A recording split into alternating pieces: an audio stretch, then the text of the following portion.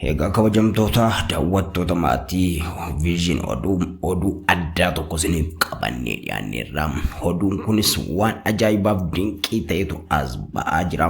Magaalonni Finfinnee fi Dirree Dawaa naannoo of danda'an akka ta'an Oromiyaan xaqlaa gizaatii maqaan haaraa kennameef kilaasteera jedhamuun bakka jaatti akka qoqqoodamtu wixineeffamu maddeen amanamuun keessoo mootummaa viizhin oduutti himaniiti jiru.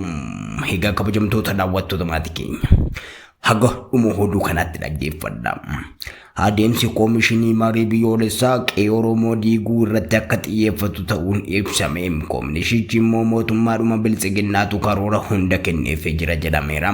Uummanni Oromoo falma jabaaf akka of qopheessus hubachiifameeti jira.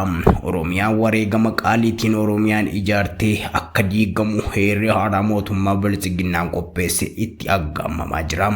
Magaalonni Finfinnee fi Dirree Dawaa naannoo of danda'an akka ta'an Oromiyaan xaqlaa gizaatii maqaan haaraa kennamee fi kilaasteera jedhamuun bakka jaatti akka qoqqoodamtu wixineeffamuu maddeen amanamuun keessoo mootummaa viizhin oduutti himaniiti jiru.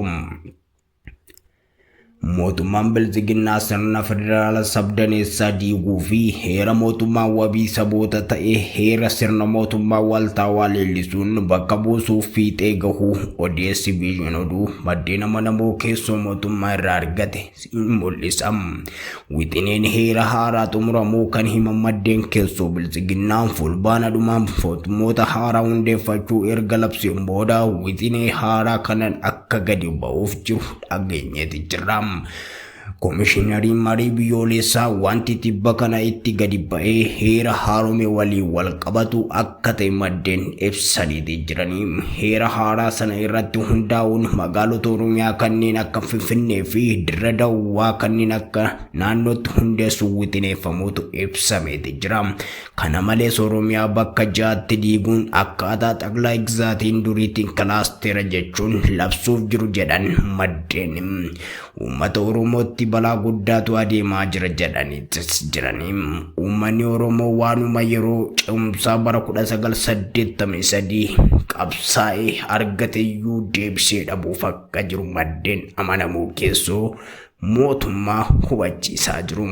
Uummanni Oromoo falma jabaaf akka of qopheessus hubachiifameeti jira. Egaa kabajamtoota daawwattoota maatii chaanaalii viizhin oduuwwan waqtaawaa fi dhugaa ta'an waqtiitti yerootti jala buune waan isin biraan geenyuuf chaanaalii kana sabiskiraayib godhaa gara maatii keenyatti dabalamaa isiniin jenna. Turtii gaarii qabaadhaa.